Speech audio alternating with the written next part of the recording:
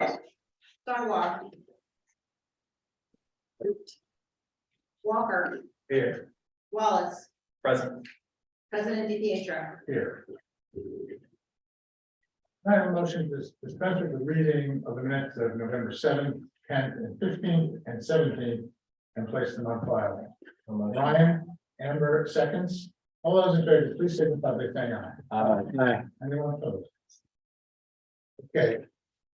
We're going to begin with a little 3 bits of good news. The EPA has awarded the city $441,000 to renovate the north side of Oakdale Park. Today, the governor announced that the Restore grant for the Crescent Building, also known as the Ackerman Building, which Michael, the mayor, and I supported, as you all supported when you voted on the resolution, was awarded $1.3 million. Yes. Nice. And finally, tomorrow you will get your instructions on how to get your new city email. Say that louder. You'll get your new instructions on the email back in action. Will that come to our personal email? That's a good question. Yes, sir. Sherry's gonna distribute pigeons. We have a little piece of paper on how to do it for her. Okay, you see, we have a lot of communications. Before we go to accept them, I've invited, sort of the main one, who requested that I read it, but we don't really do that. I invited Mr. Bayman to read his to the council. Sir. Thank you. You come up, you can come up closer. We have one picture up by this device here. Hi, just to introduce myself, my name is Zach Bayman. I'm the CEO of the Maker Hotel, and we're in the hotel, we have the gym. Thank you all for having me in here. Before I read my letter to the Common Council, I just wanted to thank Chief Moore and the entire Hudson Police Department for their tireless work, both on the events of December 10th and the 2nd, to keep Hudson safe. In the past week, I've spoken with quite a few of you, including Chief Moore, Mayor Johnson, President DiPietro, Alderman Morris, Alderman Morante, to name a few. I know that we all share the goal of having a safe Hudson. So I thank you all for your collaboration and really coming to help out and listen to us and work with a lot of the concerned residents. So I'll read the note that I'm sure some of you have already read as well. Mr. DiPietro, I request you read this note aloud at the next meeting of the Common Council and enter it into the council's minutes. I represent the Maker Hotel and Gymnasium. The Maker is a large employer in the city of Hudson and a main attraction for many residents and visitors. We are appalled by the recent shootings on December 2nd and December 10th. In the December 10th shooting, a bullet came through the window of our cafe, shattering the window. Another bullet struck the side of our building. While we were closed at that hour, if our overnight colleague or if a hotel guest had been walking through the cafe, I would likely be at a funeral right now. We've been troubled by gangs of young people gathering, drinking, and doing drugs near our business. We frequently witness blatant drug deals occurring on Warren Street and in the alleys around our business. Karn, who founded a loved restaurant, was savagely beaten up in broad daylight in the middle of the afternoon by high school kids who filmed the entire incident and barely received a slap on the wrist. I'm concerned for the safety of the Maker staff, the residents of Hudson, and our visiting guests. I'm concerned for the local business community, which relies on hospitality, travel, and retail, which will go out of business if Hudson is not deemed a safe city. I'm concerned for the employees of Hudson's business who will be unemployed if Warren Street becomes lined with shuttered restaurants, and I demand immediate and ongoing action to curb these issues. A few specific items. There previously was a monthly police committee meeting, which has since been canceled. Please reinstate that immediately. Hudson does not have surveillance cameras available to the police department. Please allocate funds to allow purchase and install of cameras. Regular nighttime patrols of Warren Street by a uniformed officer is a necessity. Please allocate funds to allow that to happen. The city's alleys are a location of much crime. Please work with the Department of Public Works to find a lighting solution to curb this. I appreciate your time and attention to this crucial matter facing Hudson.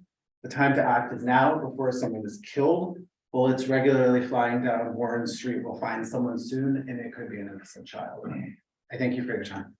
Thank you. Can I ask you something? Yes, please. Can you have the surveillance cameras around can you just install yours? for So your- that's a great question, and we met last week with our IT people who oversee the security cameras to try to identify where to place some security cameras outward looking. Normally, businesses are focusing their security cameras on their points of entry and their points of egress, not generally looking for the street safety or the safety that's generally considered the responsibility of the municipality. But we are working with our IT people to get some extra eyes on the street. And I've spoken with some of my friends in the business community, encouraging them to do the same. Thank you, Mr. Damon. We're not really gonna have a conversation about this now. I'll have him, read the letter. We're gonna save that for after we get our business done, and then we'll have our open discussion, your business discussion. Otherwise, we never get our regular work done. But thank you very much. Thank you. Okay, can I have a introduction and a second to separate communications? Ryan and Arthur this time. All those in favor, please indicate by saying aye. Opposed? Okay, the motion carries. And like I said, we can come back to this issue later on when the discussion is open. A huge event tonight, and the next part, there's another Restore grant coming up soon.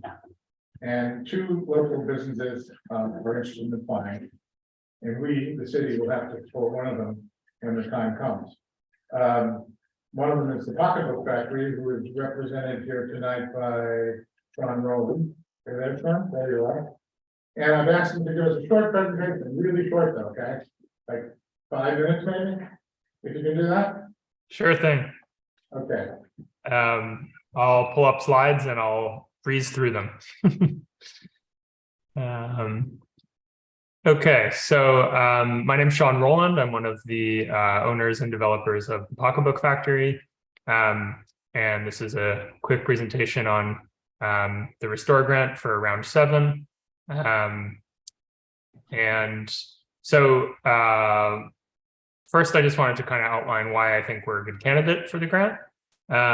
One is I think our mission is aligned with the purpose of the grant, which is to help revitalize neighborhoods and urban centers.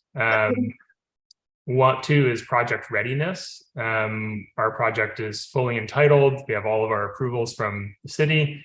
We have private financing in place. We have all of our construction documents in place. And then 3, I think we're just a really strong candidate reading through kind of all the criteria, which I'll run through in the subsequent slides.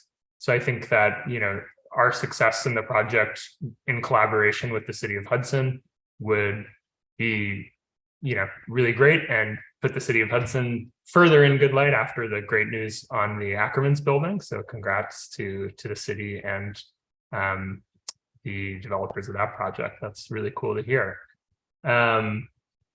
So next, for folks who don't know too much about our project, it's the textile mill on the corner or on North 6th Street between Prospect and Washington Streets. And what we have planned is a full adaptive reuse of the building. About half of the building will be a hotel, 40 hotel rooms. And then the other half of the building will be commercial spaces.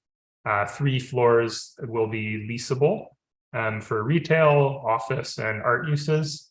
There's a restaurant and bar, event space, a courtyard, which will be open to the public to enjoy, and then a wellness and kind of spa that's complementary to the hotel.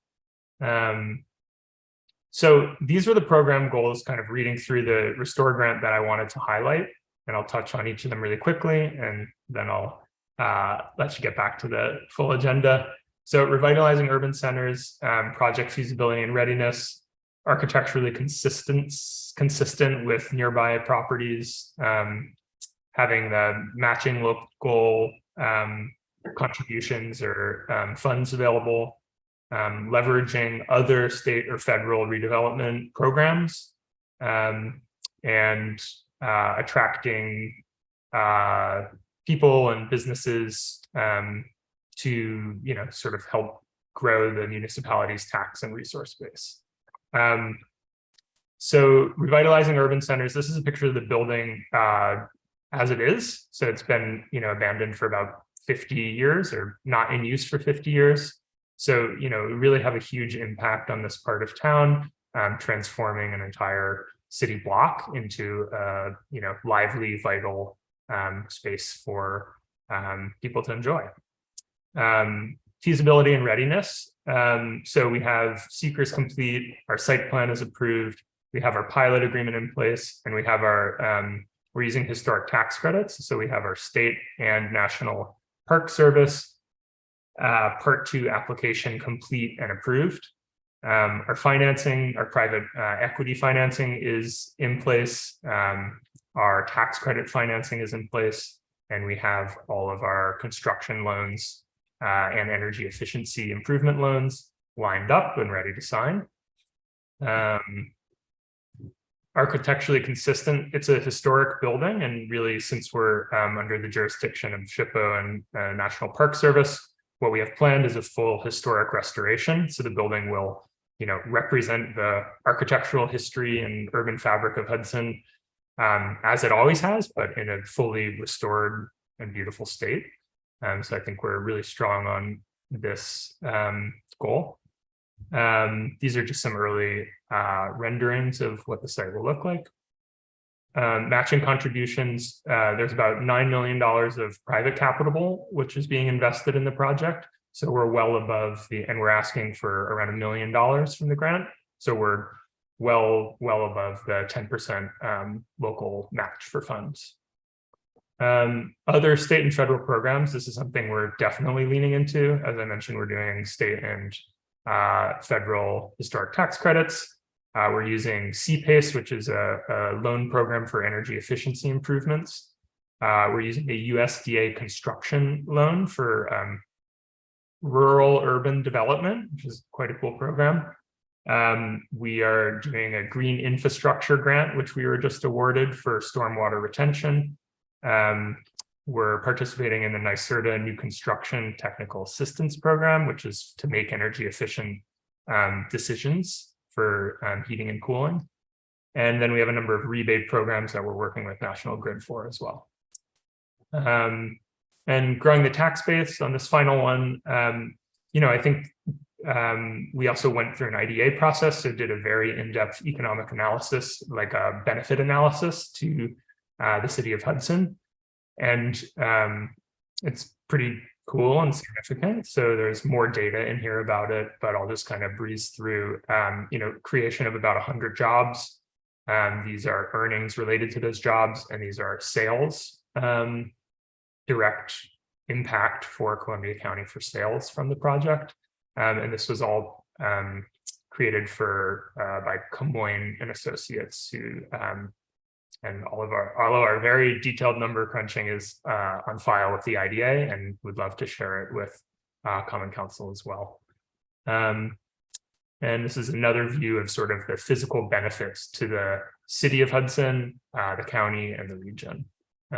So over $2 million to the city, 2.7 to the county, and then total for the region, 5.4 million over 10 years.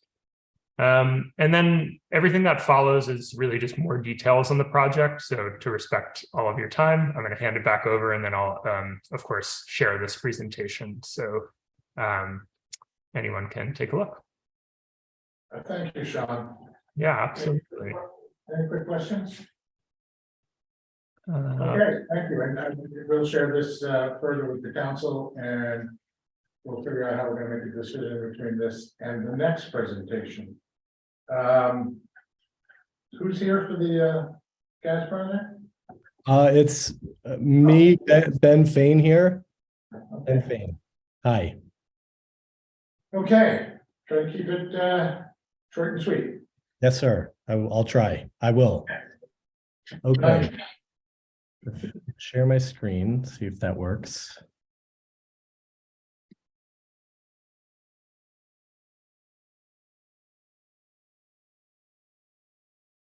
Just a second. Can you see my screen? Yes. Hi, so thank you very much for having me. I'm super, super excited about putting our hat in the ring for Restore New York for our project down at the CAS site. I think a lot of you have known about it. It has been an extraordinary eyesore for over 25 years. It was essentially abandoned. So, excuse me, I'm a little under the weather. So the site itself is 4 acres. It's off of South Front Street, near Cross Street, right behind the WIC. The site, the existing buildings are roughly 55,000 square feet. They're relatively intact, but the site is derelict. And so we are applying for CAS to do something which we think is quite special. So I'm going to talk through, just show you the overview of the site. As you see, it's a pretty serious footprint, and it connects down to the other projects that I'm doing and we are doing with an amazing group of people down by the riverfront, across the street from the Amtrak station. I'm behind the Red Barn project, Kitty's Market, and Grapefruit Wines, and some other things coming up in the pipeline. So our dream for the site has a centerpiece, and the centerpiece is essentially, I'll show you just before I go too far, just to give you a sense of kind of how bad the site is. It's kind of hidden in plain sight, if you can tell. So our hope and dream for the site is, this is a conceptual rendering. So please it won't look like this, but it is something like this. The compass for the whole project is an all year round farmers market, space for festivals, space for our peripheral wine festival, the mushroom festival, the book festival, and others, built with a commissary kitchen, storage for farmers, and refrigeration for farmers. And that is our literally our dream in life at this moment. So this really connects to a lot of the things that we're doing otherwise, obviously. What we're hoping for Restore New York is to get money to essentially save we're focusing on one of the buildings. It's essentially 18,000 square feet with all this other stuff around it. The rest of the site, we don't want to expose quite yet, but it is a phased project. It's a mixed-use project with residential and other things that are art-related and food-related. So in terms of Restore, excuse me, just a second.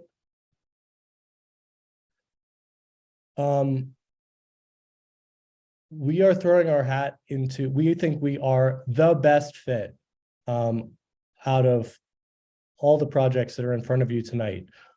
One of the reasons that we think we're the best fit, clearly we're well capitalized. Clearly we have a lot of support from the state, which with the Market New York grant, with a NYSERDA grant from last year, which are really tied together. And the state adores when they get to build on other projects that they've already funded. So, and I think some of this is the proof is in the pudding. So I employ 50 people right now, and that's the tip of the iceberg. With this project, it is going to be exponentially big. Clearly this is a competition. One of the biggest things, that I think we have an advantage is, and it was a little bit glazed over, is the community component. What we're applying for Restore New York is entirely based on supporting community businesses. The 30 farms from the farmers market, We are not applying for a pilot, so we're extremely tax friendly. We are repurposing all our steel structures. And ours is, and all these other great things. I know Tom is a little bit frowning right now, but I know that I think it's a good, I think that at some point it's about who wins the grant. And it's an extremely competitive grant. And I think because of those aspects, because we're building on the grants that we've already gotten from the state, because we're well capitalized and can prove it with letters from banks, because we are building on the DRI and the Riverfront District, tying them completely together, and we are 100% community-based. I think we will win. And at some point, it's about who wins. The truth is, pocketbook is already going to happen. The state knows it. And can I stop you there? I don't think it's really fair to do that. What? I think it's really fair to, Oh, sorry, excuse me. That's not fair. That's not fair. I just care about this project. I really want it to work. Thank you for the time. I really appreciate the time. And if you have any questions, more than happy to answer them. And tonight, by the way, any quick questions? Yeah. Thank you, Ben. Thank you, Sean. Sean from the Pocketbook Factory. is Yes. still on? He is, yeah. Sean, how you doing? Malachi here. Hi, how are you? I'm good. How you doing? Good. My concern, is always about the hiring of the community. When you have these big projects, what do you have in place to, make sure that, the community that they, with both of these projects, actually, hiring of the community, especially with the minority population. Yeah, absolutely.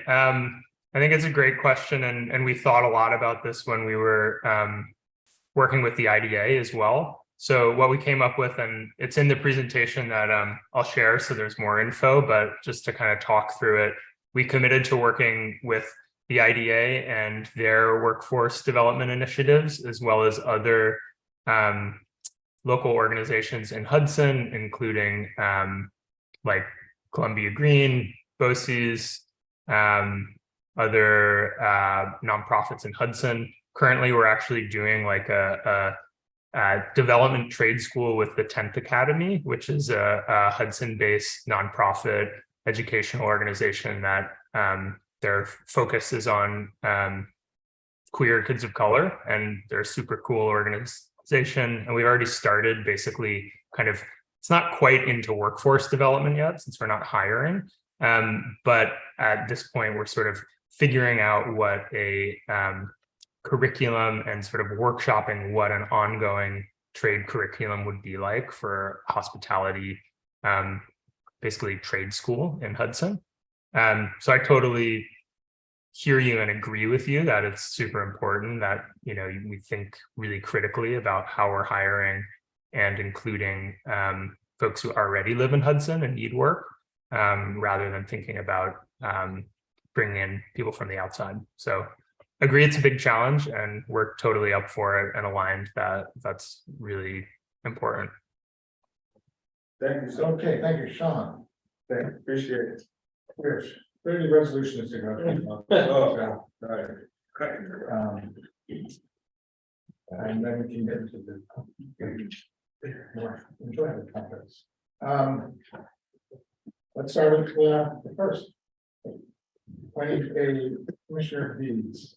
Oh, are you gonna post them, Mike? Oh, Shaheen, are you there? Cool. Okay, I need an introduction and a second, Arthur. Oh, you didn't want a second? Okay. Amber, second. Rude. Discussion, roll call vote, please, Sharon. Councilmember Anthony. Aye. Jessica Ludi. Aye. Britt. Aye. Harris. Aye. Moran. Aye. Morris. Aye. Roman.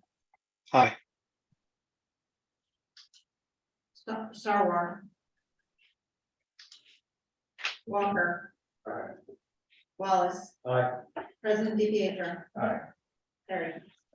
The next equally controversial resolution is accepting senior center donations. Arthur introduces, second, Ryan. Roll call vote, Jim. Councilmember Anthony. Aye. Jasper. Aye. Britt. Aye.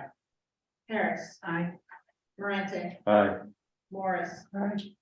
Shane, can you show us this? I'm sorry. Roni. Aye. Sarwar. Walker. Wallace, Aye. President DiPietro. Aye, and I just wanted to mention the donators were the aerobics class, I guess, and David and Cheryl Bola. The next resolution, please, Shane.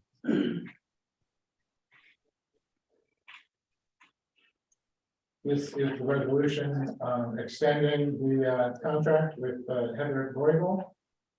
As an introduction, I'll introduce. Arthur, a second. Amber. Discussion. Yeah, I just had one question about this. Sure. When we talked about this before, and we did another preliminary funding so that we got something in place in time for Indigenous people, say in October. There was discussion about raising outside funds. So where are we on that, or is that moving forward? What's something, Michael, that you know about? Well, yes, we haven't really been able to identify any grant programs that specifically help municipalities with this kind of work. We can continue searching, but as far as I'm aware, we have not been able to identify. Did you check the museum and state ed? Sorry. Did you check the New York State Museum? Because they have a great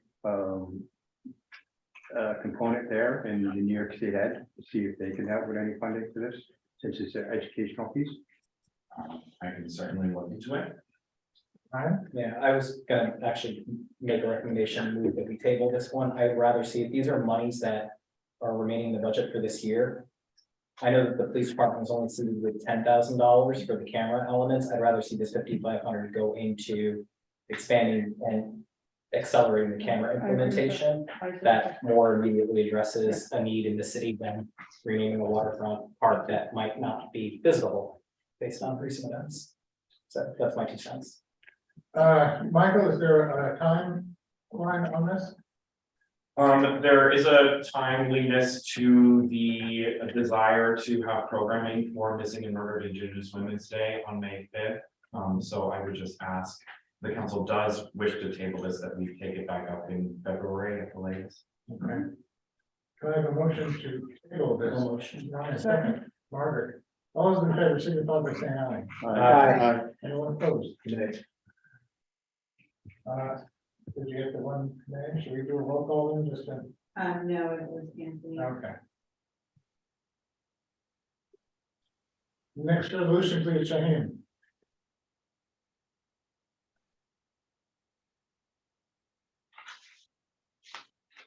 This is the resolution that clears up our dog impoundment fees.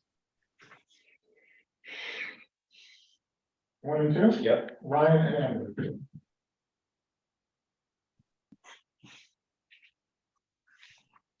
Any discussion? I think this is. Long overdue. A small, Goes on over here. a small thing, but an important thing. Okay, roll call vote please. Councilmember Anthony. Aye. Jasper. Aye. Brett. Aye. Harris. Aye. Morante. Aye. Morris. Aye. Roni. Aye. Sarwar. Aye. Walker. Aye. Wallace, Aye. President DiPietro. Aye. Carried. The next resolution authorizes the mayor to go into contract with the Columbia Green Humane Society. This is an annual contract we have with them. Ryan and Amber. 1 and 2.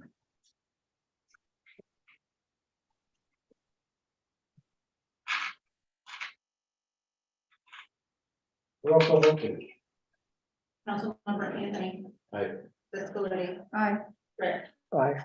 Harris. Aye. Moranti. Aye. Morris. Rooney. Aye. Sarwar. Aye. Walker. Wallace. Aye. President DePietro. Aye. Carried. The next, resolution authorizes a memorandum of agreement with Communication Workers of America. As you know, they're the union that represents the youth center. Introduction, please. Amber, second. Arthur. Roll call vote, please. Councilmember Anthony. Aye. Disability. Aye. Rick. Aye. Harris. Aye. Moranti. Aye. Morris. Rooney. Aye. Sarwar. Aye. Walker. Wallace. Aye. President DePietro. Aye. Carried. The next resolution, Shaheen, authorizes a memorandum of agreement with, the police department.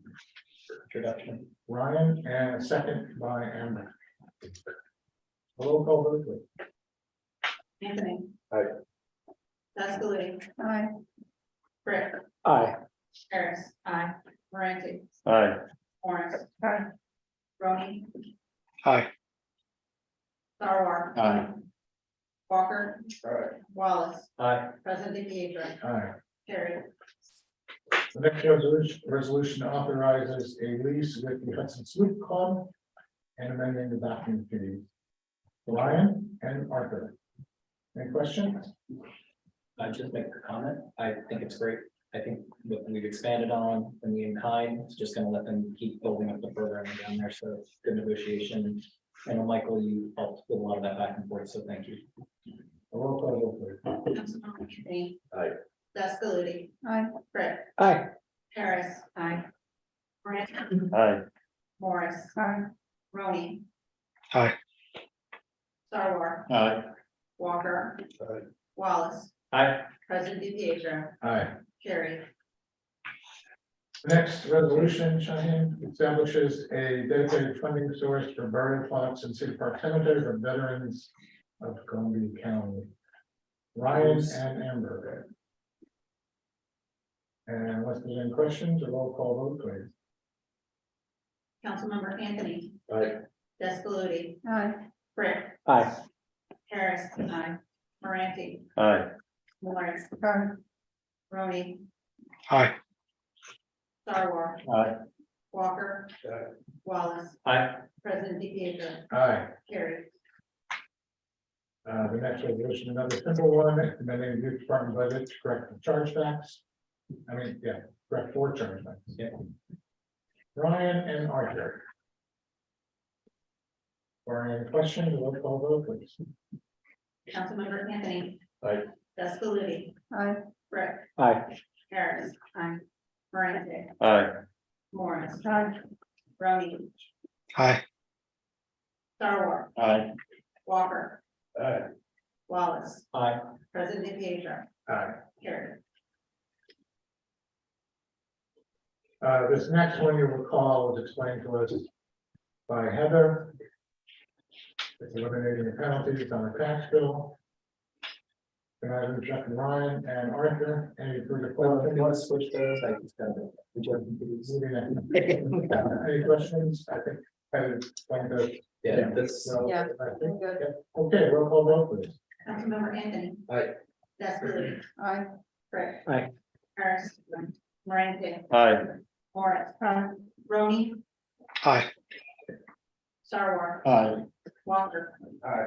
Wallace. aye. President DePietro. Aye. Carried. The next resolution is reporting to the state on the employees retirement system. Pretty pro forma, Joanne and Amber. Roll call vote, please. Councilmember Anthony. Aye. Disability. Aye. Rick. Aye. Harris. Aye. Moranti. Aye. Morris. Aye. Rooney. Aye. Sarwar. Aye. Walker. Wallace. Aye. President DePietro. Aye. Carried. The next is accepting donations from both Auction House and Harry and Felice Knapp on behalf of the Hudson Fire Department. Ryan. Arthur. Roll call vote, please. Councilmember Anthony, Aye. Descalodi. Aye. Brick. Aye. Harris. Aye. Moranti, Aye. Morris, Aye. Roney, Aye. Sarwar, Aye. Walker. Aye. Wallace, Aye. President DePietro, Aye. carried. The next resolution, excuse me, we've done this every year. This authorizes the mayor to execute a memorandum of understanding that allows the youth, Friends of Hudson Youth, to accept donations on behalf of the youth department. Go on. Arthur. Any questions? Roll call vote, please. Councilmember Anthony. Aye. Descalodi. Aye. Brick. Aye. Harris. Aye. Moranti, Aye. Morris, Aye. Roney, Aye. Sarwar. Aye. Walker. Aye. Wallace, Aye. President DePietro, Aye. carried. Next resolution, please, Shane.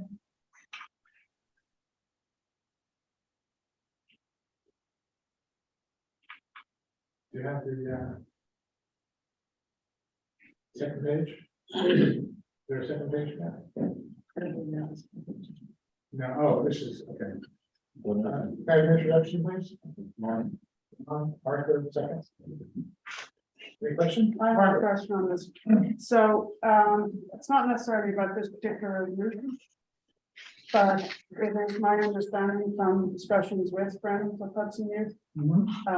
that one of the goals of that organization in getting funding and donations and so forth was in part to ease the burden on the city of the cost of the program.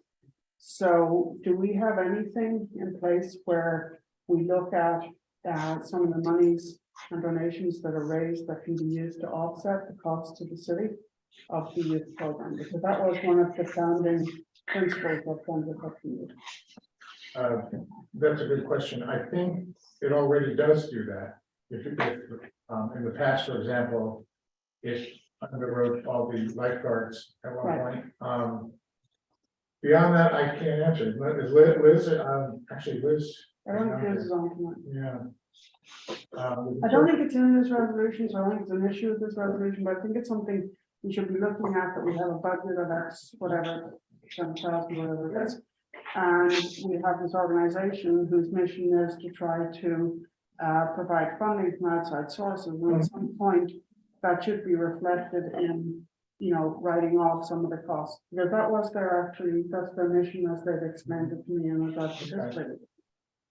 I thought that it was to supplement what we put in, and as you know, we didn't increase it. No, we didn't increase it at all. So in that sense, it's worked out well. I don't think it was intended to supplement. I was explained to me as an intention was to reduce the burden on the city, not so much as to supplement and give it. Okay, we have to take up the people. That's fine. Point one minute. Do we have them? Yes. Okay, roll call vote, please. Councilmember Anthony. Aye. Descalodi. Aye. Brick. Aye. Harris. Aye. Moranti, Aye. Morris, Aye. Roney, Aye. Sarwar, Aye. Walker, Wallace, Aye. President DePietro, Aye. carried. The next resolution authorizes the acceptance of donations to the youth department. And they are from. Oh, that's the wrong resolution. I thought we were at 16. Oh, we're at 16, sorry. We're at the go-go resolution. Yeah, 16. Thank you, you had the right one, there. Introduction, Ryan, second, Arthur.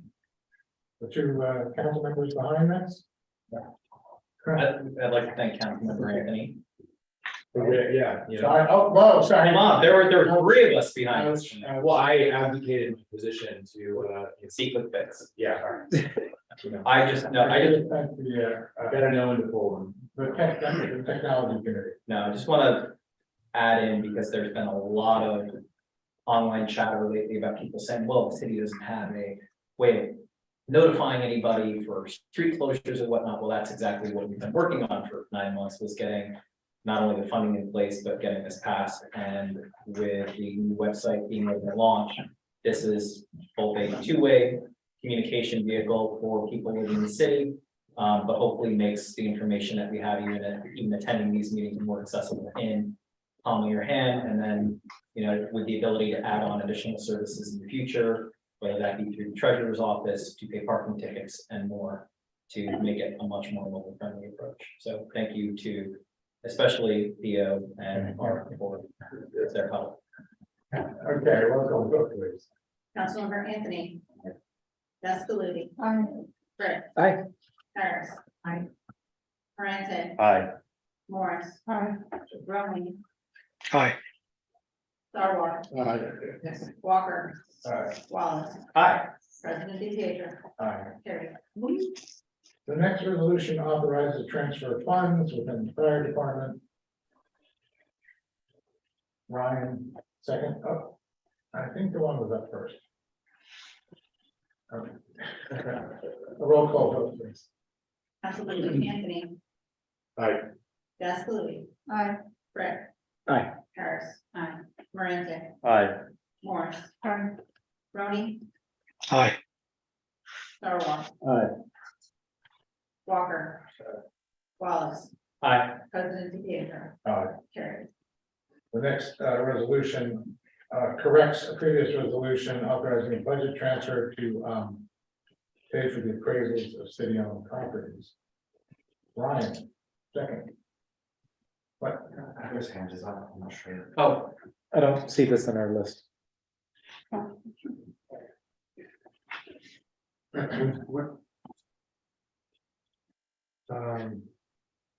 Did you do the fire transfer? Yeah, Yeah, it's below number 18.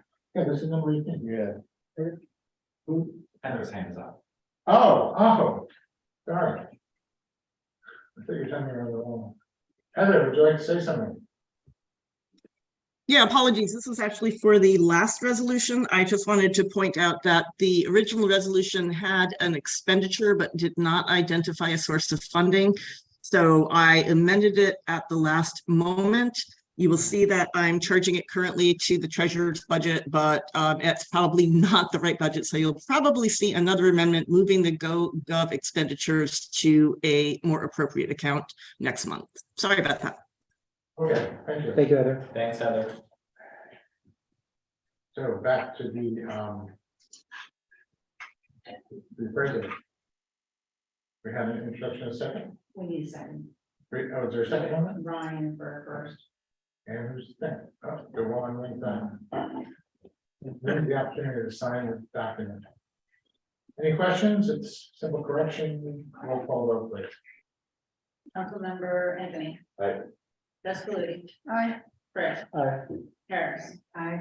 Moran. Aye. Morris. Aye. Rowley. Aye. Sarwar. Aye. Walker. Wallace. Aye. President DePietro. Aye. Carried. Next resolution, please, Cheyenne.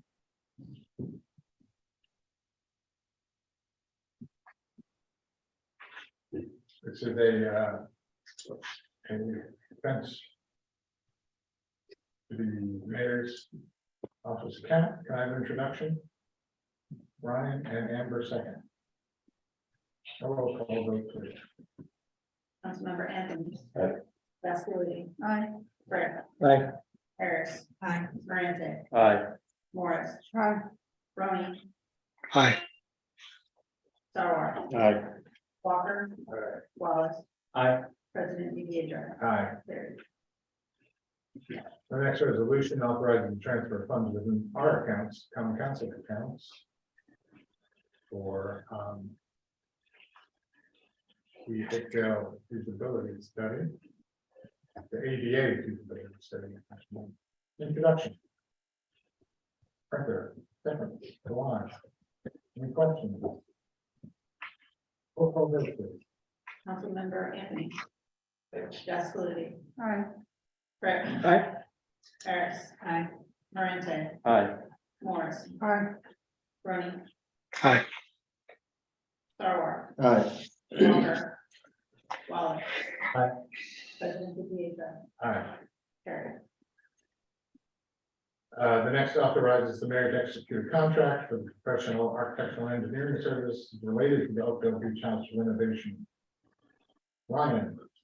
Margaret, a roll call vote, please. I have a question. Oh, sure. If the budget was 30,000, why are we going so much above?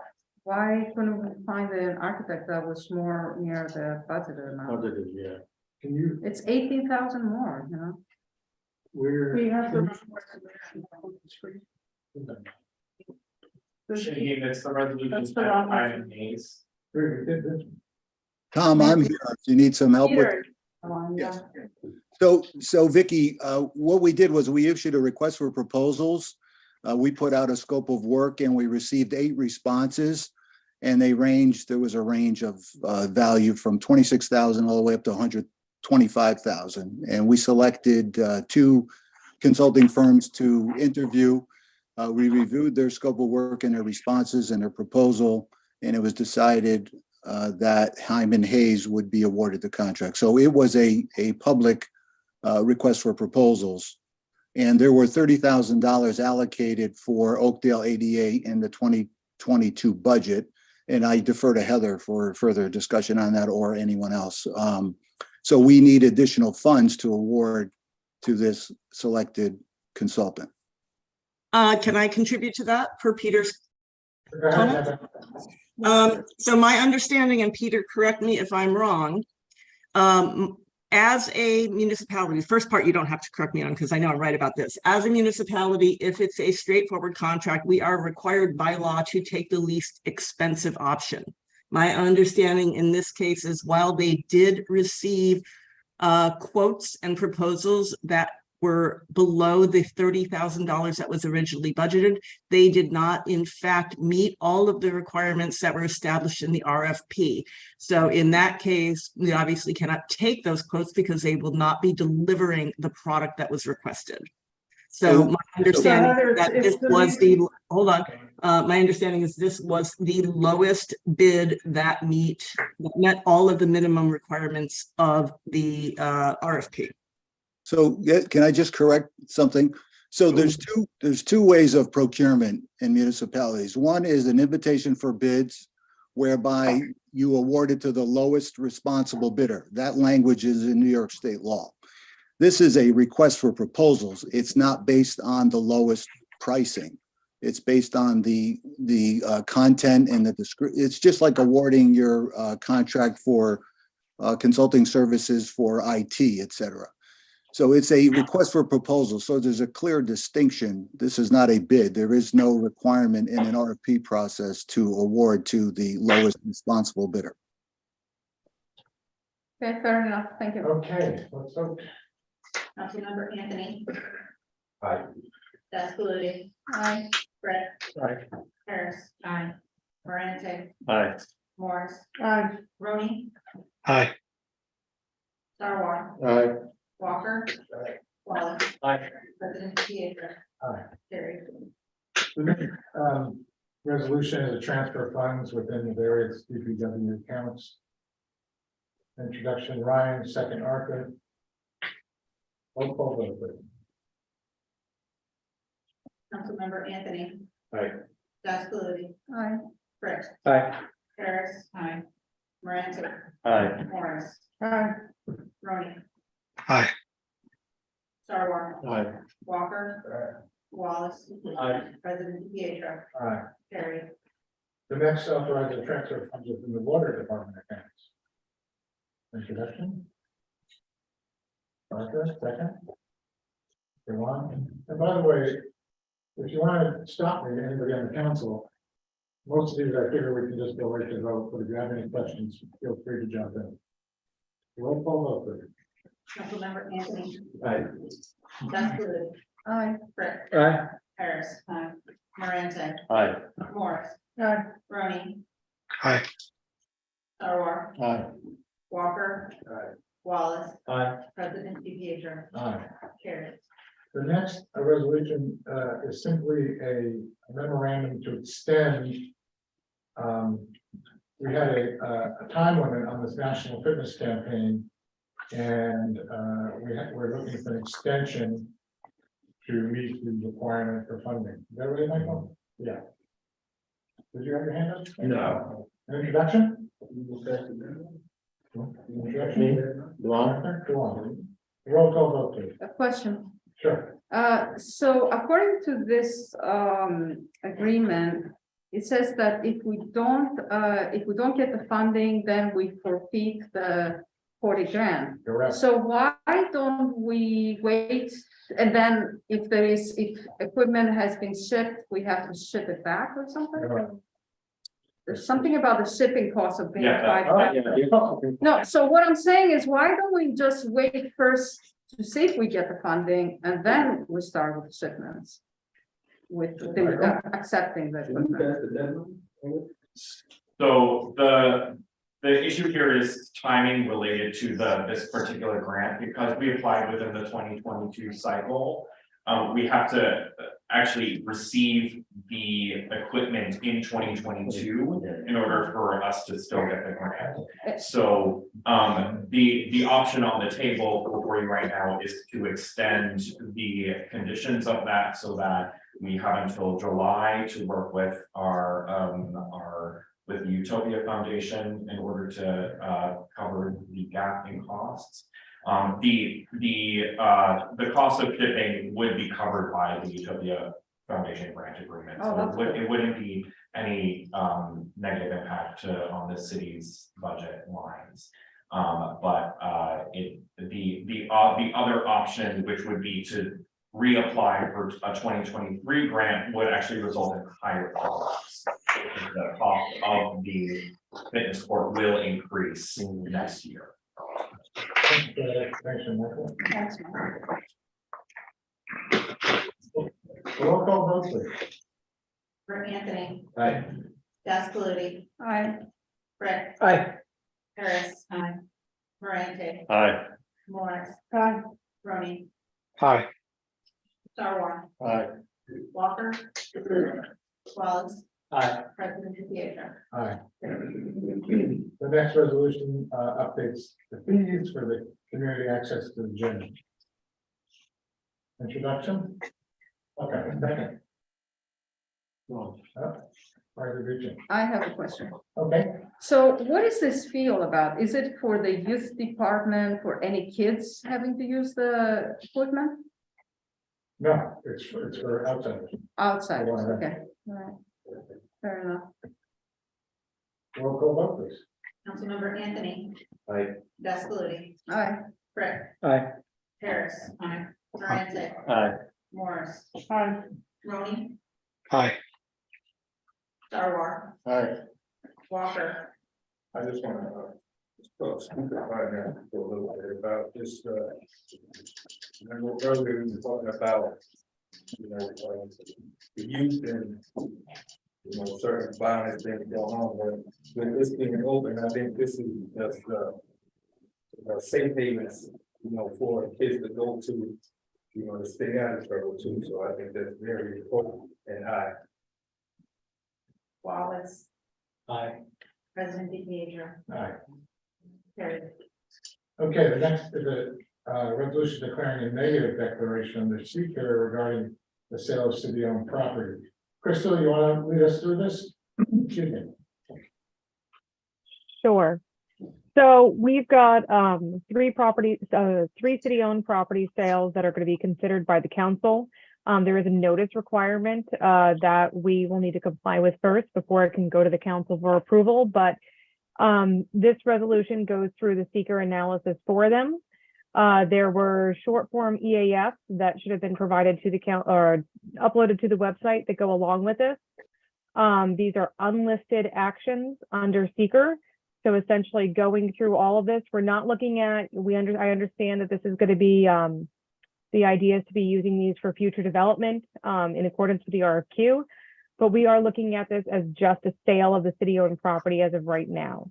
So going through all of the factors, my recommendation to the council is that it issue a negative declaration for the sale of these properties.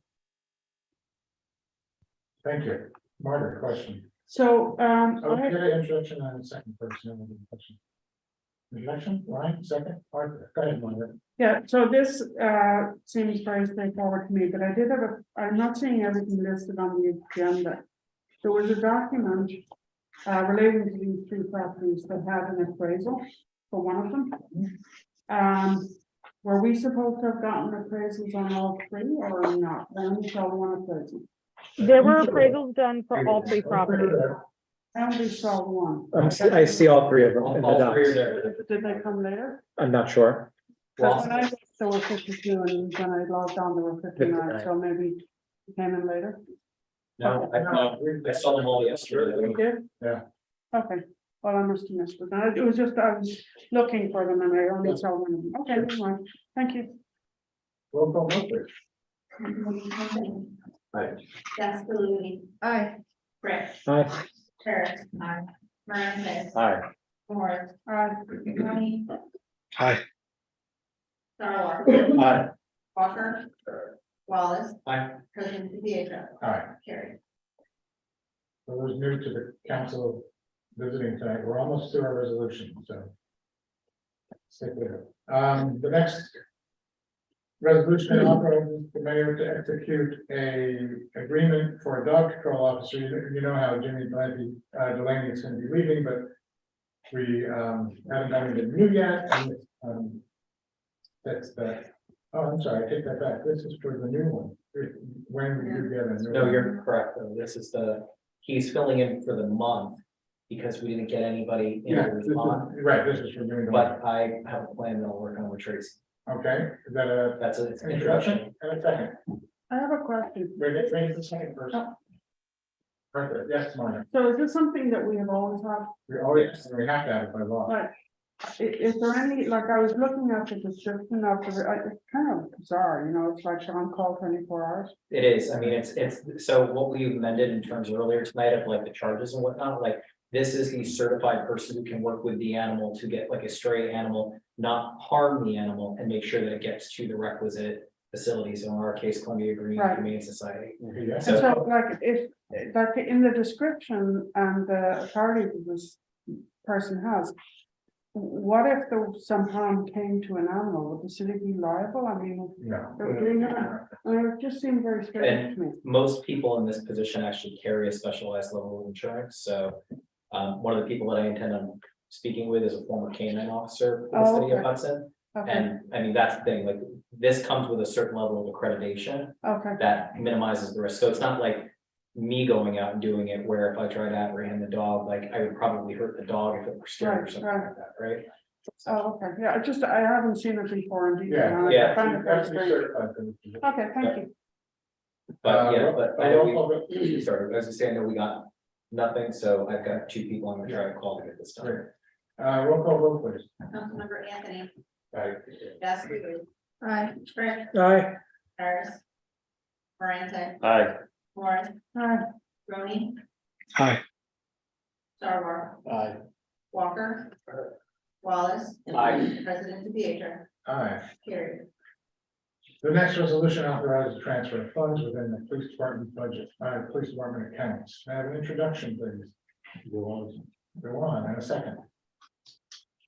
Arthur. Roll call vote, please. Councilmember Anthony. Aye. Gaspaluti. Aye. Brett. Aye. Harris. Aye. Moran. Aye. Morris. Hi. Tony. Aye. Sarwar. Aye. Walker. Wallace. Aye. President Pietro. Aye. Carried. And the next resolution is contributions to the fund that we established tonight for the veterans. Introduction, Ryan? Go on. Go on. A roll call vote. please. Councilmember Anthony. Aye. Gaspaluti. Aye. Brett. Aye. Harris. Aye. Moran. Aye. Morris. Hi. Tony. Aye. Sarwar, Aye. Walker. Aye. Wallace, Aye. President Pietro. Aye. Carried. And the last resolution, authorizes the mayor to execute the contract with the school resource officer. Ryan, second, Arthur. A roll call vote, please. Councilmember Anthony. Aye. Deskaludi, Aye. Brick, Aye. Harris. Aye. Moranti, Aye. Morris, Aye. Rooney. Aye. Sarwar, Aye. Walker. Wallace, Aye. President Pietro. Aye. Carried. The bills, please, Shaheen.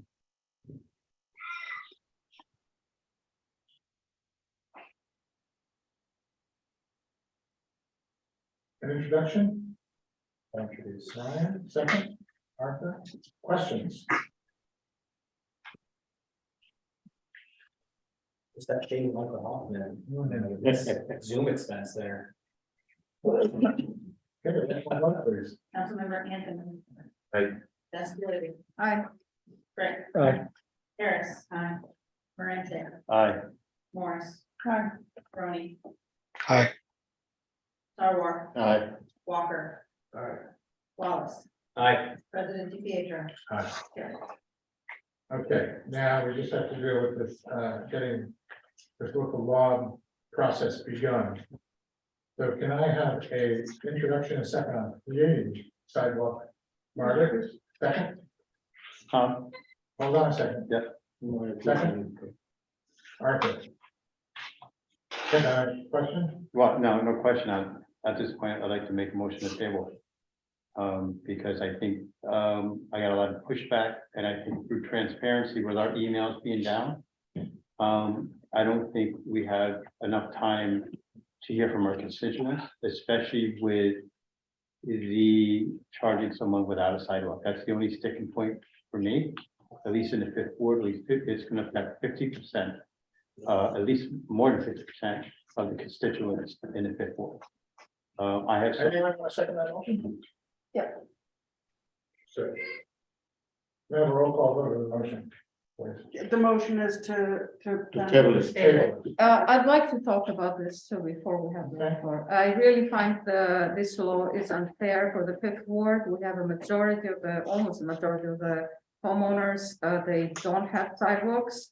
And although I do understand the argument that if you're using sidewalks and some of them, they're gonna be one to, we should contribute to that.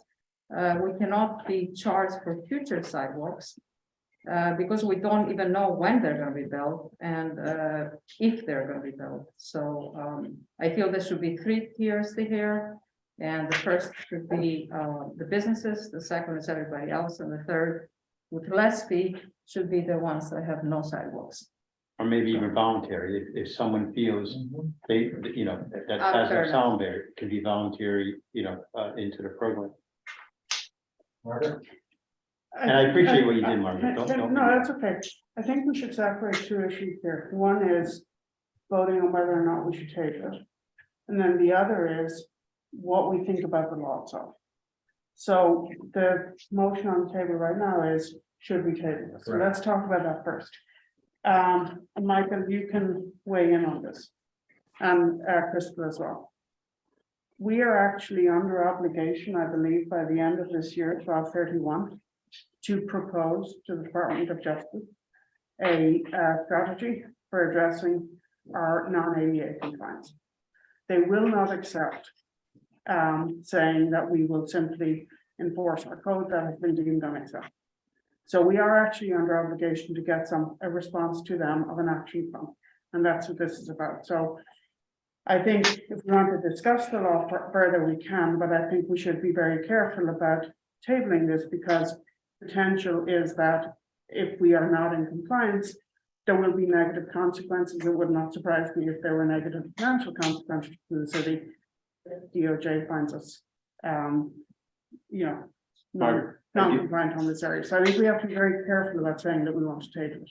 We can certainly have a robust discussion. Sorry? We got a special meeting. Yeah, I mean, we've had quite a number of meetings in legal committees trying to move this forward. But I think just in, the first thing we should think about is, can we table this or not? And then, if we don't table it, we can have a robust discussion. I'm happy to respond to some of the issues you've raised, Vicky. I know you and I have talked about this before. We can have that discussion, but I think we need to be very careful about tabling it. Yeah, but motion already on the table. We already asked for the. Can I respond to Margaret? So We I haven't understand. voted- We haven't voted on the motion yet. I understand the DOJ thing, it totally, and I'm not saying that this is wrong. But, I mean, we also got to understand that we're on the DOJ, on the timeline for City Hall to be done, and that's not done. We just last week, Not quite the same, Dominic. what is, because that's part of the setup. Because we actually, now you haven't paid attention. We actually have been instructed. Our city hall approval, our city hall requirement has been discussed with DOJ and they've approved it. This has not, this is not there at that stage yet. Because this wouldn't even happen immediately. This would take a while for this to begin. So we're just at the very early stage, as if we were just, let's say, designing the ADA improvement for this room. Okay, but if we pass this, right? First of all, we're not passing it. But I'm just saying, if we pass this law as it is, Yeah. the public has the right to do a referendum, right? Yes. And it can be shot down. Why do we want to chance this law not being right and getting shot down? I get it, but we have time to make it right, if that's your actual. Yeah. It has to be a fair law, and I really feel, I understand that we, we're not tabling, we need to explain why. We haven't wanna table. voted on No, that. I understand, but we need to explain why we feel like this. If you had half of your constituents of your first ward that's saying, hey, listen, this is totally unfair, and we're objecting on this, we are representing them, and this is exactly what we're doing. And I feel that we have to give the reasons why we want to table it, and that's what Dominic and I are doing right now. I think that we should listen to whatever Crystal's advice is on whether or not, I mean, I'm not saying we approve it, I'm saying that we should vote on it. So I don't know, Crystal, if you want to give us some advice on that? Well, I mean, the decision to table, knowing that the DOJ settlement timelines are out there, that is a decision that this council has to make. I can't tell you how to vote on that one way or the other. I can tell you that I had made inquiries to see how hard that time frame was. I have not been the attorney handling directly the DOJ settlement matter. But when I did make those inquiries, I was advised that we really are looking at an end of the year timeframe to have some legislation adopted that will satisfy the DOJ in our settlement. Because I was hoping that we could try to get an extension for, say, like another month so that we could work out some of the concerns that some of the council members had raised. And I was told that that is not very likely to happen. So if the council decides to table this and say even schedule a special meeting next week, the legislation in its final form has to be on council desks for at least 7 days, which means that no matter what, you would not be voting on this until January anyway. So, I think that I'm going to have to defer a little bit to Michael here, because I know he's been on the front lines a bit with the DOJ settlement as to, what kind of consequences have been discussed if the council does not pass some form of legislation. I'm not entirely sure what that's going to be.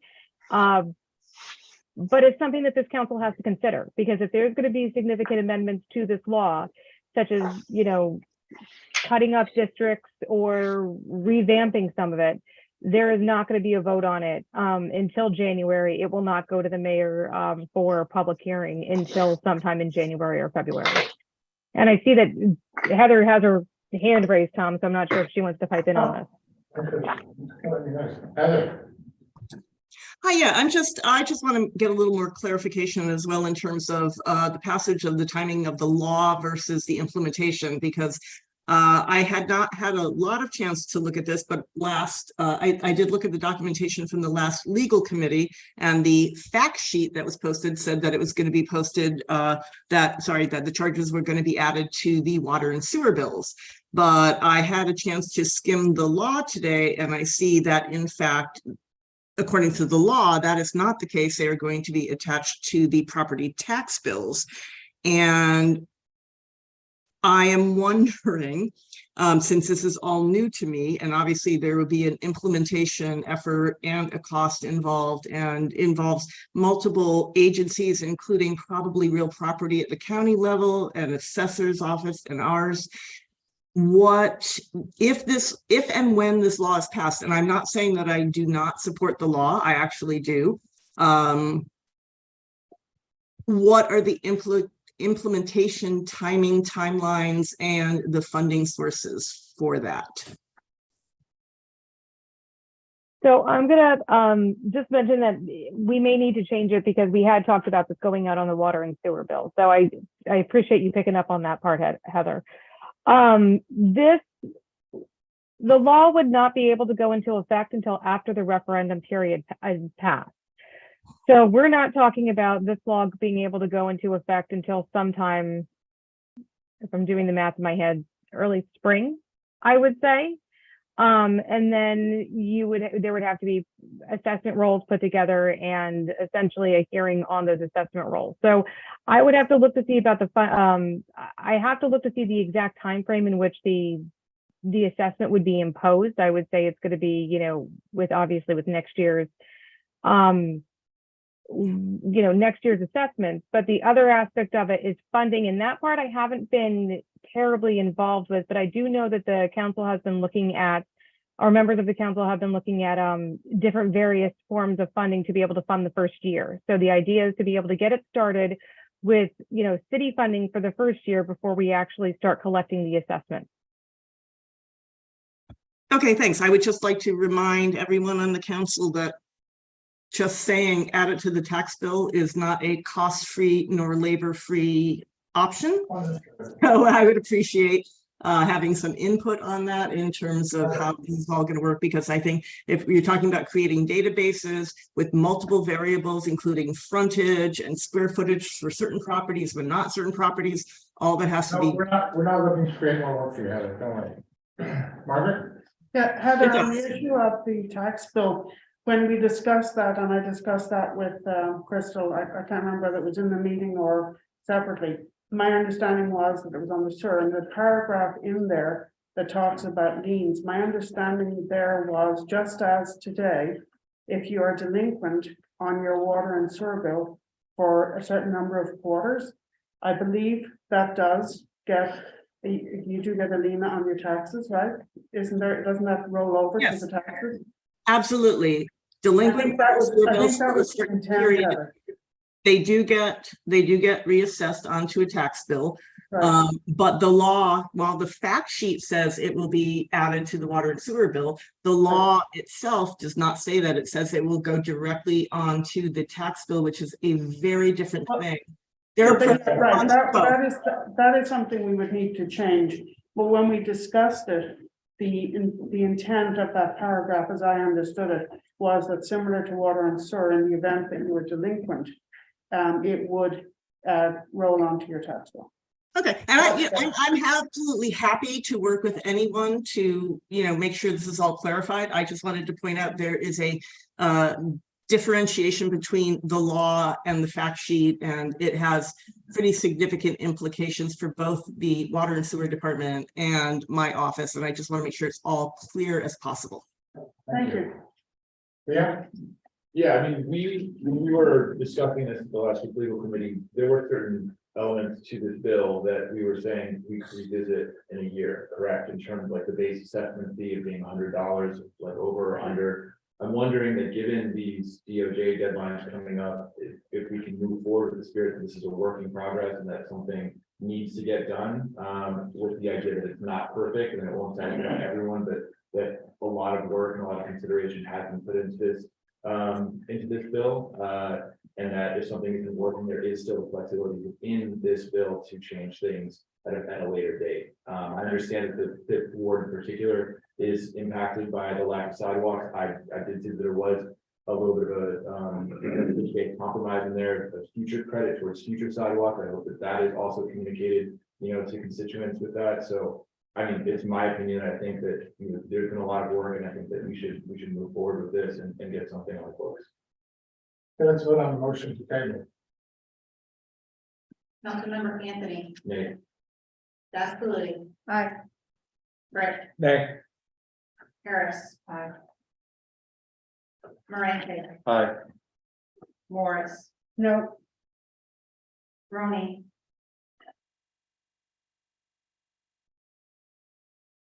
You're muted. Oh, I'm sorry, I was on mute. I said no. So not to Sarwar, table. Walker. Aye. I'm sorry, did you say aye? Yeah.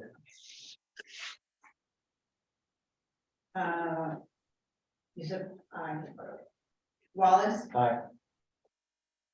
President DePietro, No.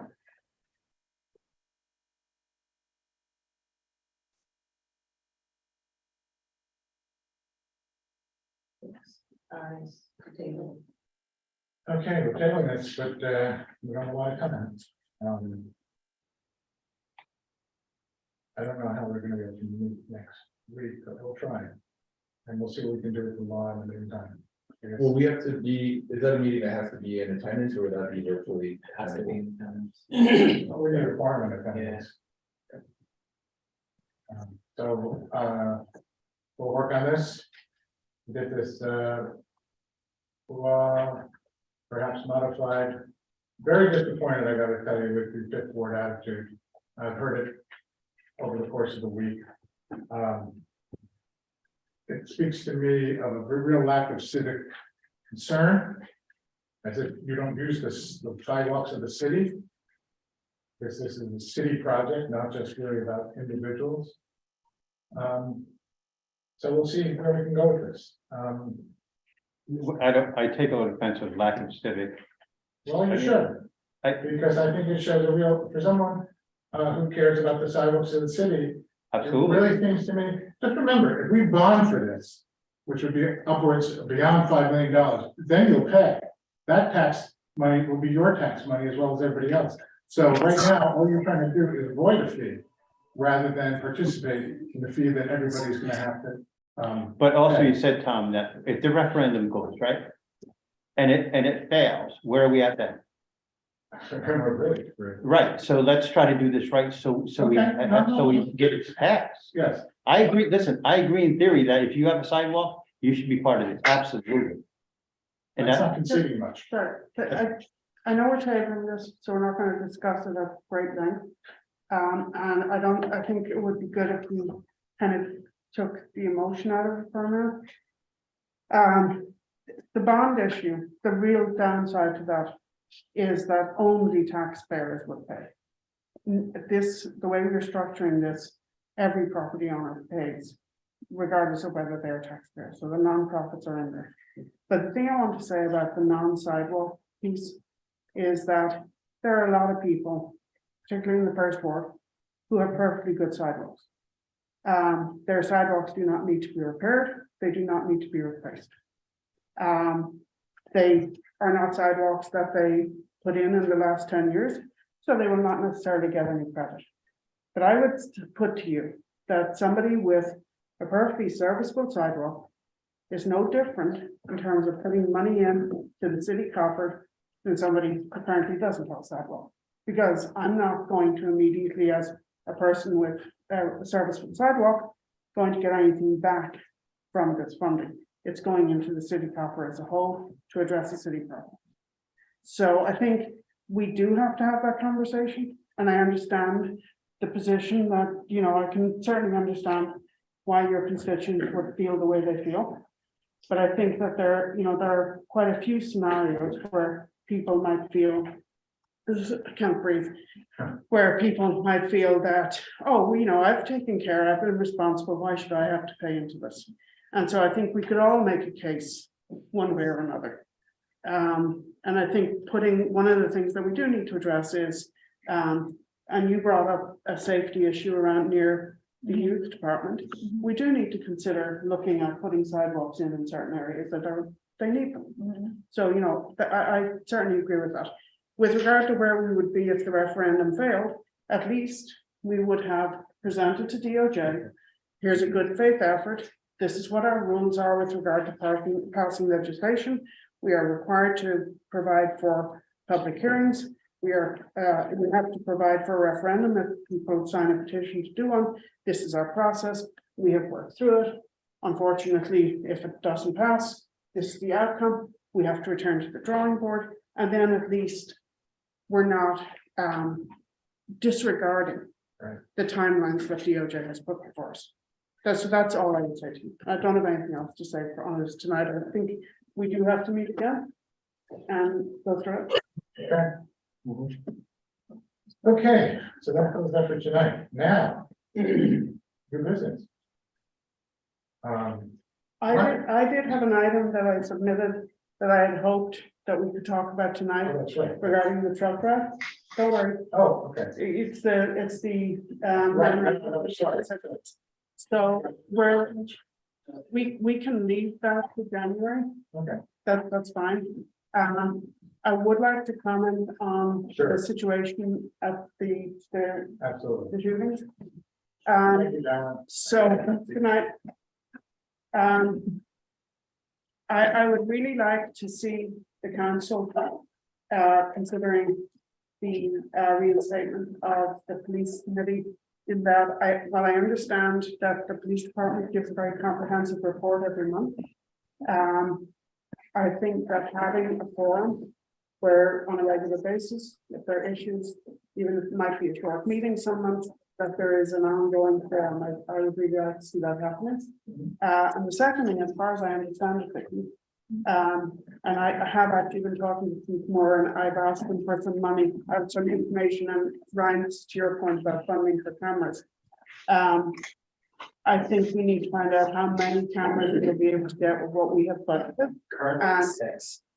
I spoke with the chief, that it's currently 6 ballpark Right, cameras but without installation. What we need to do is assess how No, many we I need in total. know, I spoke to him and he wanted to wait until he had hard numbers from the company, not only about the cost, but also the, his ongoing monitoring.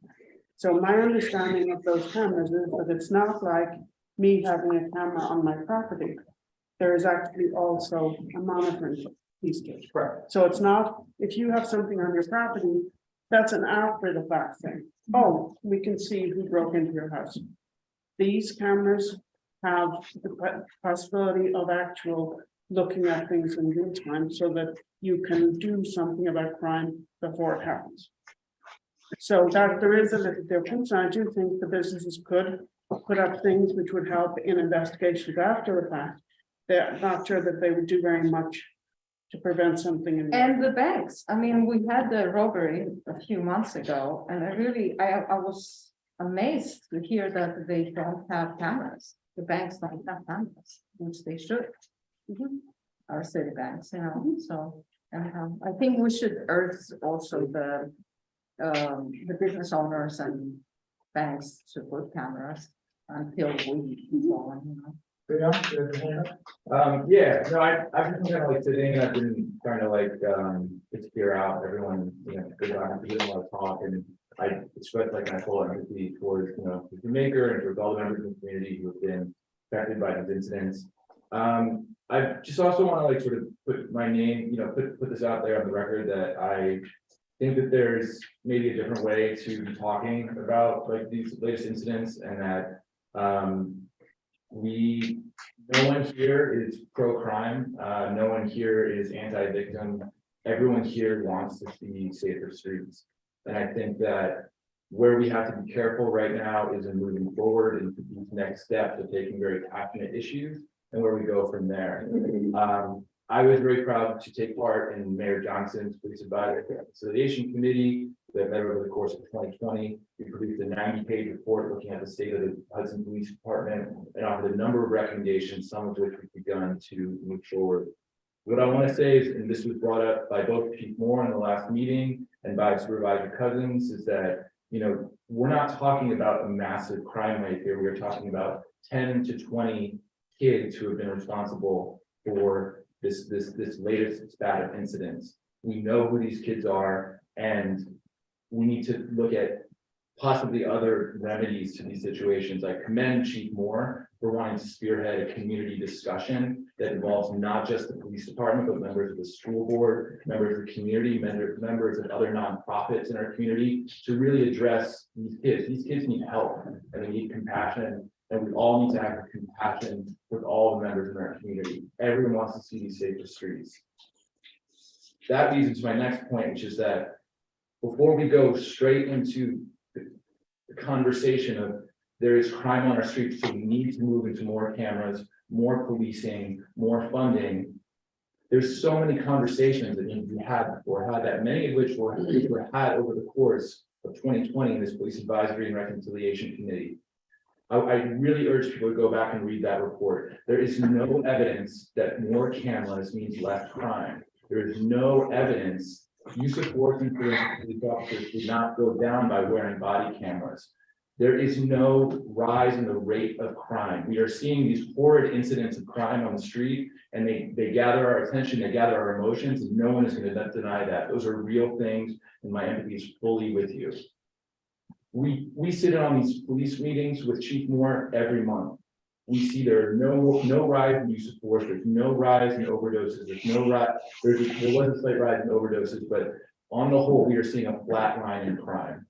And I think that our response to this is to increase funding for policing, to increase more cameras. I think that we are taking way too large of a step and disregarding a lot of the work and a lot of the conversations that a lot of other groups and a lot of people in this community have been having for a long time. So I'd ask that in this moment of pain, this moment of compassion, we sort of just take a breather, recognize that we're all hurting here, and just sort of consider all of our options on the table moving forward. That's all I have to say about that. So Thank you. thanks for letting me rant. Can I just say, Theo, Yes. from what you're saying, I think reinstating the police committee might be a really good thing because we have a Yeah, forum and if I could- for community. If I can discussion. speak directly to that, there was a lot of work regarding the statement of the Police Advisory Committee. And I'd like to, in theory, these things sound good, but I think that we need to talk about how does that happen? And the problem that we're facing is who staffs that? Who has the time for that? What oversight abilities do they have? What is the involvement of the police I'm not department? talking about an advisory committee. Sure. There used to be a standing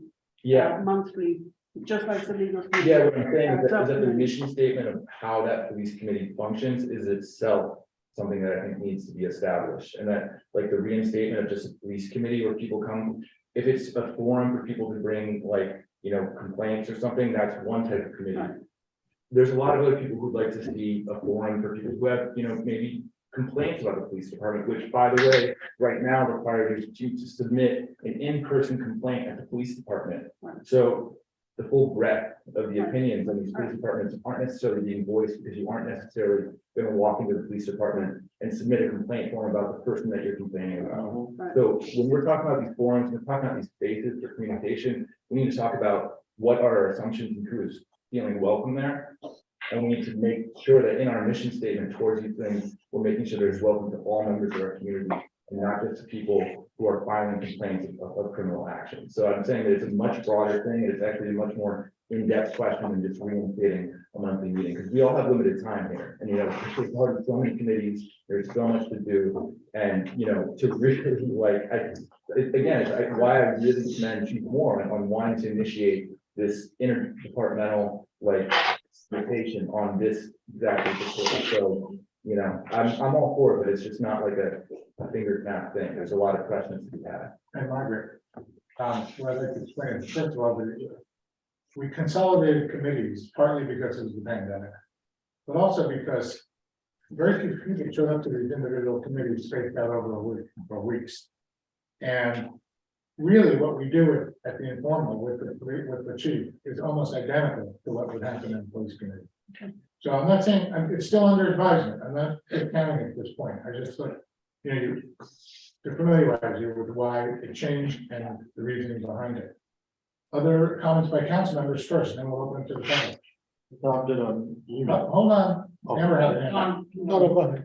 Amber. I'm saying, you have to disregard anyone's feelings, what's going on below Third, but below, a lot of the residents who live down there aren't doing anything wrong, so we really think that flooding police into that area with mostly law-abiding citizens, that's just gonna foster more resentment of what's already going on. Now, I'm not saying anything bad about the business and the maker, but a lot of who frequent that business are people with money, a lot of people who live below the third are people who are like lower middle class people who don't have money. So again, we really want to foster that resentment of the police are flooding this neighborhood because these people, certain people were attacked. So that.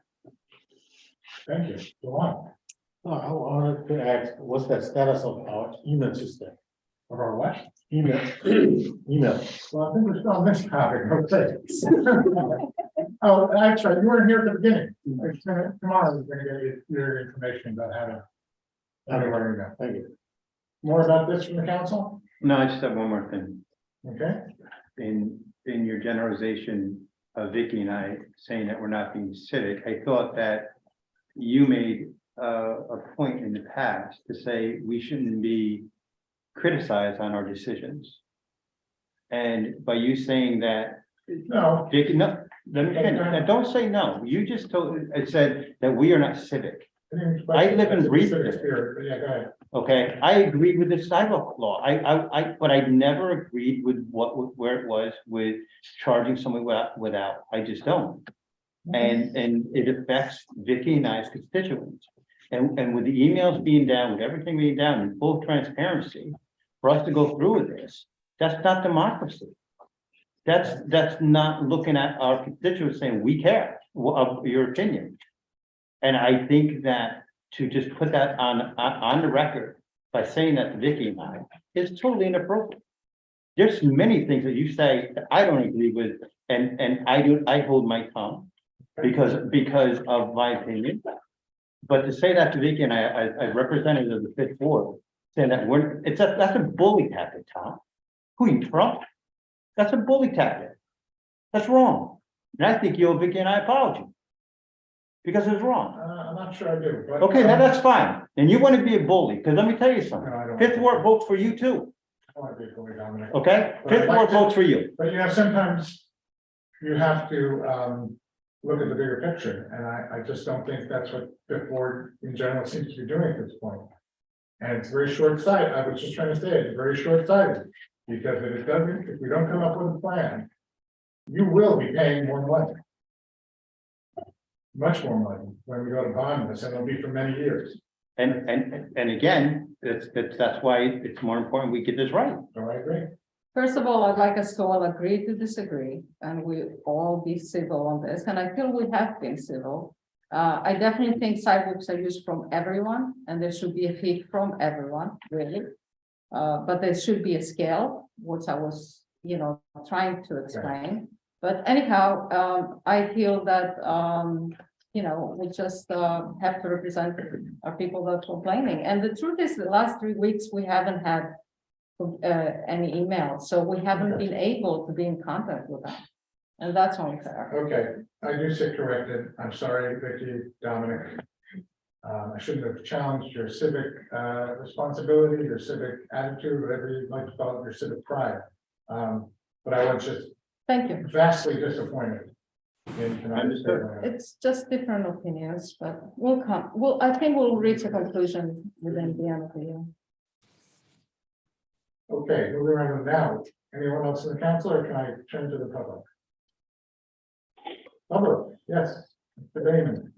So if I may, just on the police commission, that's something that Chief Moore has specifically asked for, and discussion with him, I think, whether it's a police commission or public safety commission, I think giving residents and business owners and people an opportunity to have a public forum with the chief and to try to exchange ideas, consider the reconciliation issues, consider the concerns of the residents about potential increased patrols, understand what businesses can do to help the police department to do their job, I think will go a long way. I think there's a lot of business owners who are very concerned. There's a lot of residents who are really concerned.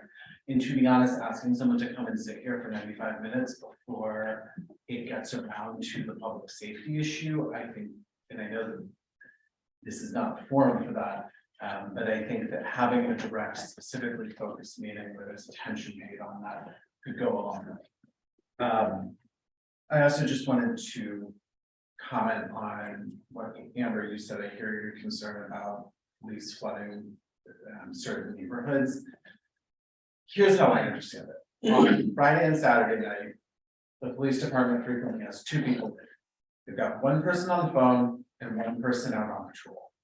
And that is completely insufficient, especially given the number of businesses and the number of establishments that are open along Warren Street. I don't think anyone is suggesting, I'm certainly not suggesting, that we have 4 cops circling all throughout those areas of Hudson. What I'm requesting and what I would like to see is funding allocated so the police department has some resources to have presence on the streets. I know from my staff at the Maker, and I admittedly am not frequently there. On Friday and Saturday nights, there are groups of 20 kids plus adults.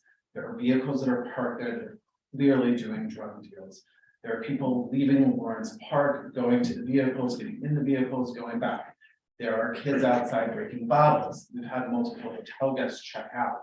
And I think that having some police presence there, the goal isn't to arrest people, the goal is to discourage the behavior from happening in the first place.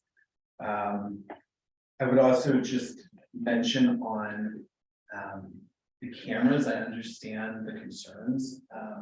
I think Vicky, to your point about businesses and the cameras, and Margaret, to your point, we've had this issue quite a bit where the police wanted to review our cameras, which of course we're always happy to do.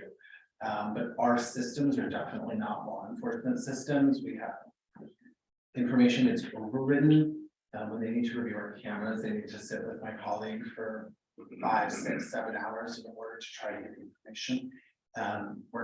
Our cameras aren't a police system tool, and so it's very time consuming and quite onerous.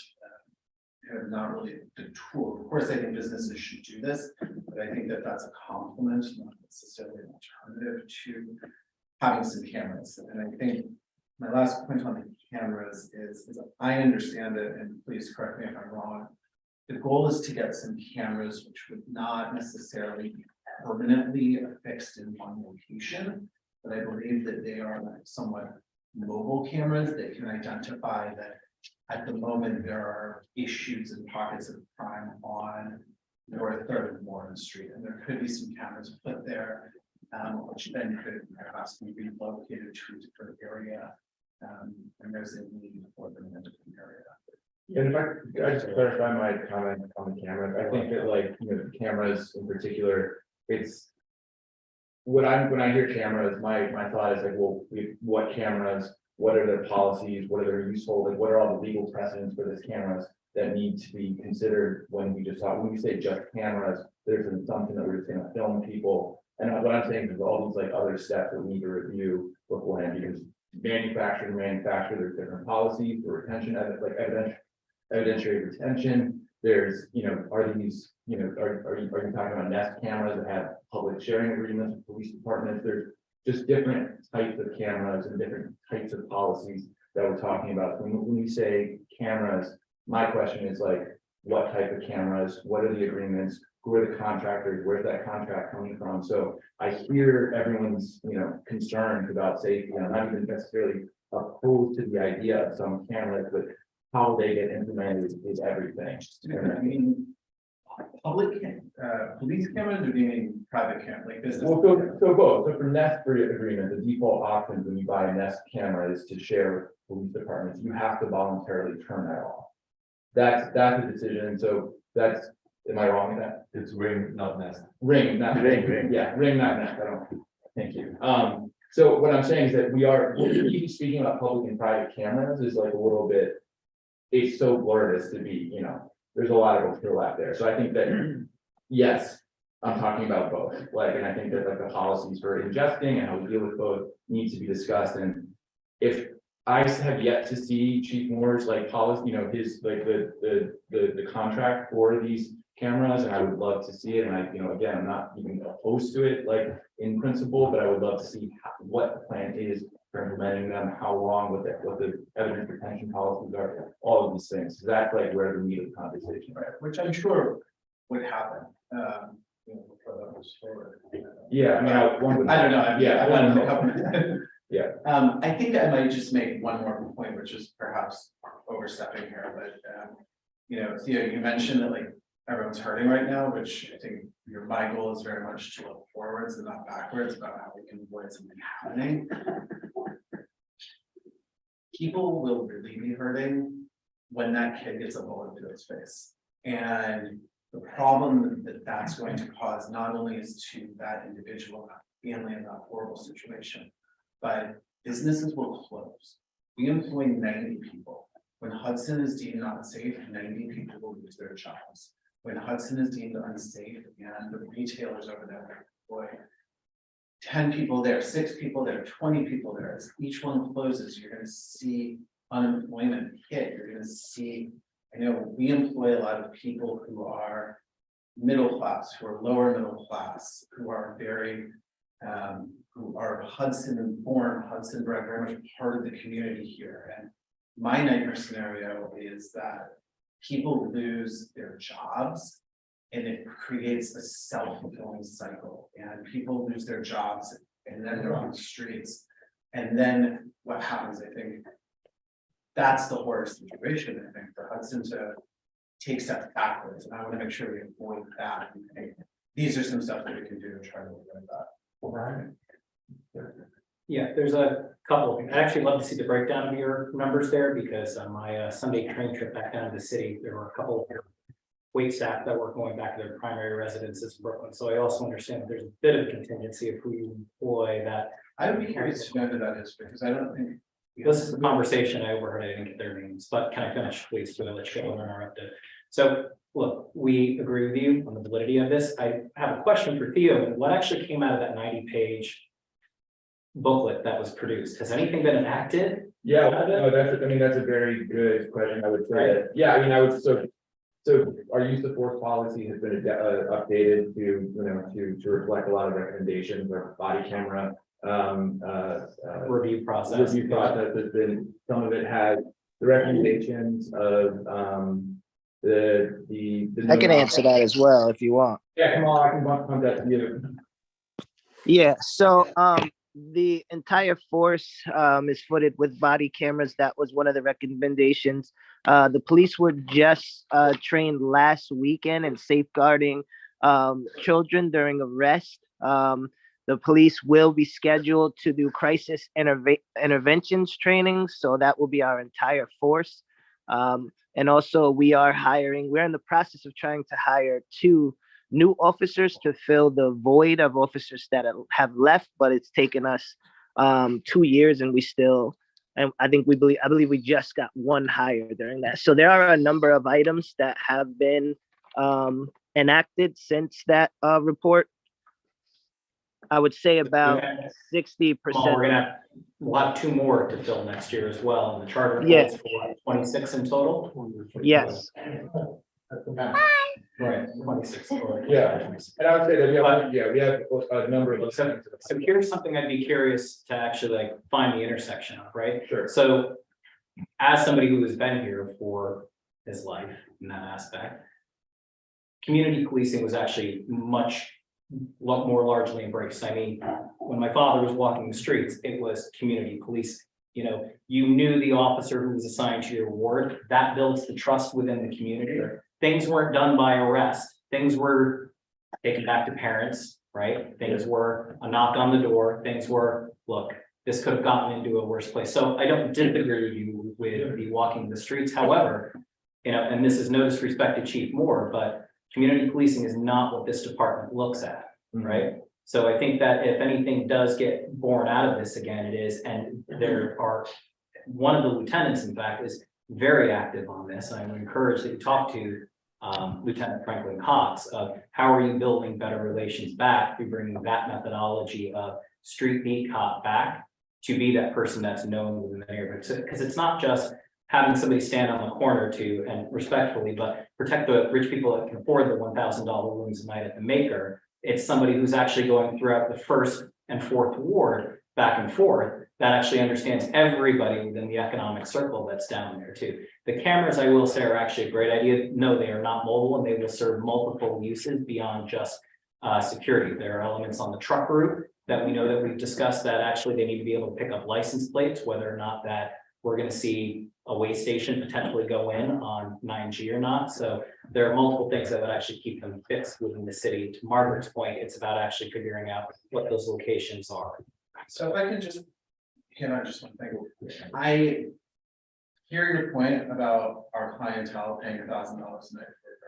I get that. I'm tired of hearing this us versus them, because I've had someone charge in and attack one of the baristas behind my counter. That's not someone who's staying for $1,000. I'm not agreeing that that's acceptable behavior. Someone in the cafe get threatened on the street with someone with a knife. I have 90 people on my team. I have one person who lives in Brooklyn and one person who is relocating to Brooklyn in 2 weeks, who will no longer be working for me. But my team is a member of this community, and they are not the wealthy have-tos. And yes, we are happy to service people who have money, but that money is getting recycled in this community and it's getting paid out to. We understand that and we respect that. I think the other thing you have to look at is look how much the visibility of the maker has changed the location. Do you know what the building that Lawrence Park is in was colloquially called from the 80s and the 90s? I don't. It was called the crack house for a reason. All right. So there is something that definitely outdates the maker's 4 or 5 year presence, which look, it's wonderful again, what it's done to that location. But there are longstanding tides that need to be repaired that's there. And I don't think the swift justice of, more police now is the answer. So where Theo, I agree with you. I think that what it needs to do is a bit of a meet in the middle thing. I think you're absolutely right with, what it is that we do. Is there a way, nobody's actually brought this up. Does the maker want to work with maybe Hudson Hall, pull a community meeting together around So this? we've been trying, I've reached out to Alex Petralia, Hudson Business Coalition. I have yet to see action from his side. I'm sure that there will be at some point, to try to set up a meeting of business owners to come together. I have floated the idea past Chief Moore of our hiring an off-duty police officer as sort of forming a bid of businesses in order to hire either an off-duty or a third-party security service. That needed to be cleared through the union, and I did not get any final answer on that. I've spoken with all of the various business, restaurant and bar owners, basically businesses that are open past 7 p.m. To try to set up these meetings in order to all work together. If you need our help, we are more than willing to help you pull something like that. This is why I'm here. Say, like, a quick question, let's say Hudson is deemed like unsafe and people don't want to come here anymore, like, what was your contingency plan, like, where do you plan on like moving the major, if that's a safe area, because there's a lot of cities in this area that have been deemed unsafe, like Albany there's a shooting every other day and tourism seem to be affected, Poughkeepsie's. Do we even need to go in, like Poughkeepsie's a mess, Newburgh's a mess, like all those places have higher crime rates than us. And they seem to be, tourism-wise, seem to be doing okay, so I think that while I sympathize with the victims, I think Hudson's crime rate, because we're a smaller area, it looks like it's more than it is. It's difficult to hear that and not think that we are, and not think that we are accepting what's going on and not identifying a problem and wanting to take. No, and respectfully, I just want to I think that there's I think that we're treating crime in a vacuum as if it's this it's a thing floating out there that just happens. And I think what we're all talking about is a much more for the wholesome systemic look at where is this happening? There's a failure in education, there's a failure in family structure, there's a failure in economic support. This is a really difficult time to live in Hudson. We're the crime rate is comparable, but it's we're certainly not seeing a spike in anything. We're seeing a lot of very tragic incidents with people whose faces we know, whose families we know, and we're a town of 6,500 people, and it's not beyond the capacity of us to reach out to these people individually. Hudson has a police force of 25 people. 50 years ago, we had double the population, same police. We have the same amount of police per capita as Oakland, Baltimore, and San Francisco. I have a really hard time accepting that the answer to this small surge in a very local, with a very small group of people is more police officers. 4 hours, 2 nights a week. That's, I mean, you're That's talking a about. relatively small amount of time. Nightly patrols during. Yeah, Amber? And to be fair, like Hudson's history, I don't know if you know about this, but a lot of our history was built up, Hudson was built up on illegal activities, like, I don't know if you guys know about Diamond Street. That's what Hudson was built on, was Hudson doing illegal activities, it was like the sex workers and the drug dealers, and that's what built Hudson up until Rockefeller broke that up in the fifties and sixties, so. I'm not saying it's right, but you have to also understand that is Hudson's history, whether we like it or not. Dominic, you have something? Thank you, yeah. Zach, I totally know where you're coming from, and by the way, like Ryan said, your shop in the eighties was known to me as Rocky's Barber Shop, so that's where I used to get my Italian haircuts. But I think that, I know Bliss Towers has hired security.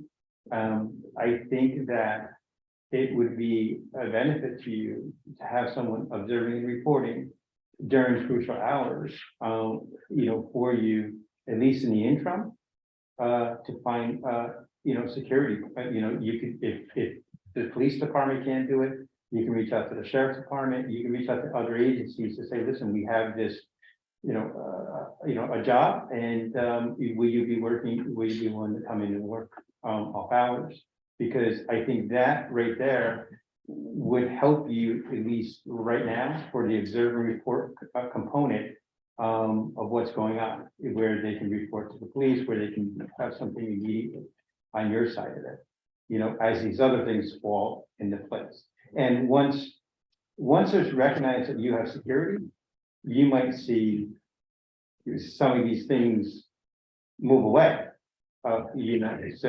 or be tampered down. So I think that might be something you might want to look into. I appreciate that suggestion. I would ask, would we make that suggestion to some of the proximal businesses that some of the sources of these issues are coming out of? Margaret had a hand up next, I believe. Yeah, I just wanted to make a comment. I mean, yes, I understand that Hudson's history is one of sex workers and Ill drug repute, dealers, we'll call and yes, ill repute. I do not think that is pertinent to a discussion of a town that we would like to live in, where we can live safely and comfortably. I certainly didn't move here so that I could live in a drug den with sex workers. I wouldn't have moved here in the 50s. But a lot of those buildings are still here. Right? You're I'm getting just more around in the energy. 50s, I was too, so I wouldn't have moved here. No, but I'm just saying, I don't think you can go back to, oh, well, so we've always been a den of iniquity, so what's different today? I don't think that's a reasonable response. I'm sorry. Yes. I'm not saying it's right, but Hi, it's spring. my name is Jen from the first ward. I just would like to say, well, I've been here my whole entire life and I don't really know the numbers or statistics of whether or not crime has increased, and I personally don't, but the numbers are also nice. But I think that it's also important to think about a solution that doesn't just help one area of town. I think if we're gonna look at crime and looking to stop crime, we're gonna have to look at crime in other towns, and I just am concerned that the maker's perspective is only to focus on that area. And I don't think that overpolicing that area will necessarily help or stop the crime from going away. So I think if the maker's goal is to decrease crime, then I think alternative solutions should be looked into. So I agree with. Thank you. I agree with Dominic's suggestion. Anyone else? I think Malachi is. So I'll just say I agree with Dominic's suggestion that, they hire somebody to maybe, work that area, the maker. We'll try to get a meeting with the business owners and set up a bid, and get some third party security for the area. That's the suggestion of the common council for what to do in the CBD area. Ryan? My other last question is, have you had any discussions with Lawrence Park, and have you contacted the state liquor authority in order to discuss the behavior that's happening outside of their establishment? I have spoken with the owners of Lawrence Park. I would say that we have positive and friendly relations with them. I believe that it is not our place, but rather the police department's place to communicate with the state liquor authority. And I believe that they will be in communication with the state liquor authority along with a few other relevant authorities. I think that there are some options that Lawrence Park may consider in order to improve the safety of their establishment. What we have noted is that as the hours get a little bit later, the agents get a little bit drunker. Some issues. As I understand that through the history of Hudson, it's occasionally a bit of a game of whack-a-mole. And perhaps Lawrence Park is at the moment just the current center of it. The current center of it. It's not my place to comment on how Matt and Margie operate their business. Well, it's not a reflection on them directly, it's just that, I mean, you hit the nail on the head, right? It becomes whatever the attractive point is, it always tends to be whichever bar is open past midnight. And I think what we have noticed or have hypothesized is that the corner of 103rd Street at the start of the summer during the warmer months seem to be the Hudson Valley's hot new underage club. Yep. And I just think that's maybe due more to being close to the action than anything that Lawrence Park is doing to change that. But yes, I think Lawrence Park should be a part of this. I don't think you should comment too extensively on Lawrence Park without them having anyone here to, defend themselves. Margaret, you had? Yeah, I want to make a general observation about, this idea, certainly for your business, you could have security and so forth, but I'm not sure that I would be too enthusiastic about the businesses getting together and having a private police department, so to speak, on Warren Street, with security teams that, now we have this little zone in town that's privately patrolled. I'm not sure I would be a fan of that as a solution. I mean, I certainly agree that that is not the ideal solution. I think the support from our local law enforcement, some increased support is the solution that I'm recommending. Right. And But then you get into situations where you've got this, particularly if it's a team of private security. What is their relationship with the police department? How is that working? And then it just becomes an area where certain people in the community, because the security team has decided, are not welcome. And they're no longer free to walk around in their own time. So I would be very cautious about that. Amber. I think that having like extra police down there isn't going to have the intended effect that everyone thinks it's going to have. Because I've seen from personal experience, like having police in the area does not deter the activity that we're talking about from happening. It just prevents it from being more sneakily done. Yeah. I can tell you that from personal experience that it only prevents it from being done more under the radar than prevent it from happening. So I don't think it's going to have the intended effect that we're hoping. I mean, obviously, I hope that people feel safe to go into the Maker and Lawrence Park and all the businesses down there, but I don't think having extra police in the area is going to give the effect that we're hoping for. Thank you, Amber. Crystal, just to change the topic for a moment. Could you explain to everyone why we are not voting on the sale of the properties tonight and what the process remaining is? Yeah, so the sale of the properties have to be noticed, which is why we're not voting on it today. We're gonna have we have to publish a notice, and then at that point, the council can go ahead and vote on it. And that's mainly the reason why that is the reason why they're not voting on it tonight. That is the main reason. And that notice has to take place. So it's interesting because for private sales, there is actually not a specific time frame on the notice. What we've done before is to essentially publish it for about a week before the council meeting so that we can make sure it's out in the public for a sufficient amount of time. And that's how we've done it for prior sales. So I would not recommend deviating from past practices. Okay, thank you. Sorry, gentlemen. That's why we couldn't do it tonight. This is an interesting discussion. Yeah. But back to the regular discussion, if anybody has any further. Yeah, I would just like to make very clear, I think, Amber, lady was saying there. I thoroughly agree that there are deeply rooted causes for what these issues are, and that having increased police presence is helpful to a certain extent, but that we need to fix our schools, we need to fix our social services, we need to fix people's households, we need to fix responsibilities. Those are all extremely important. But at the moment, we have a very real physical safety issue. These are things that could potentially have an impact on that. I mean, I would love to see the high school superintendent walk up and down and pass out detention slips to all these kids, but that's probably not gonna be the solution either.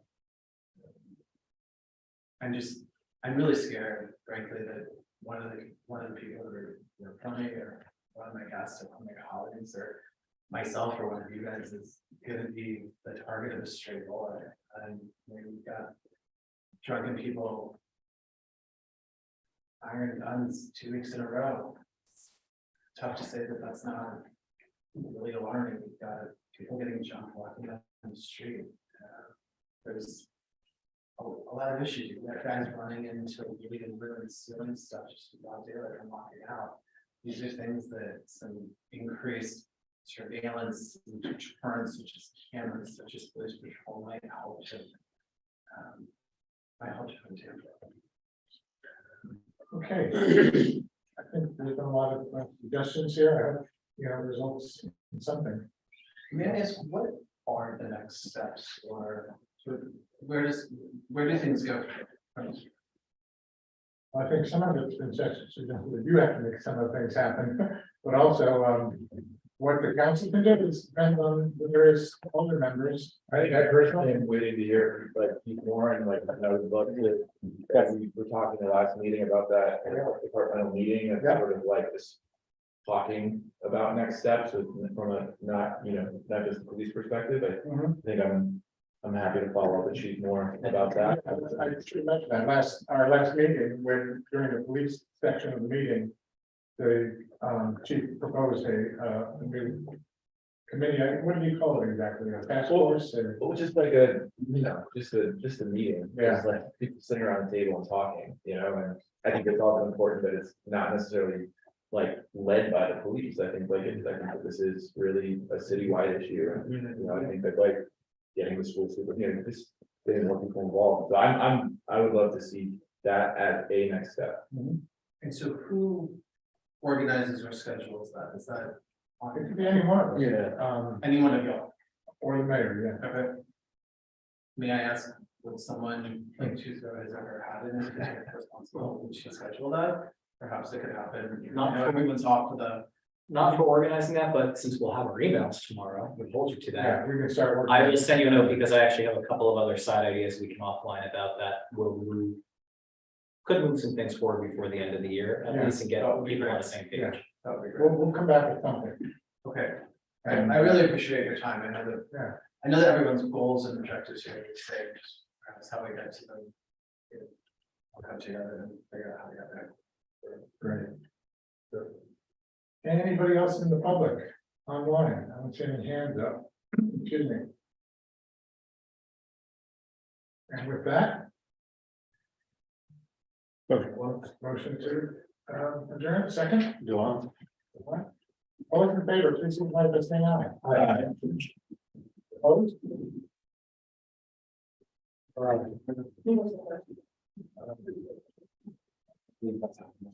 I will sign it there. Yeah. Oh, we got.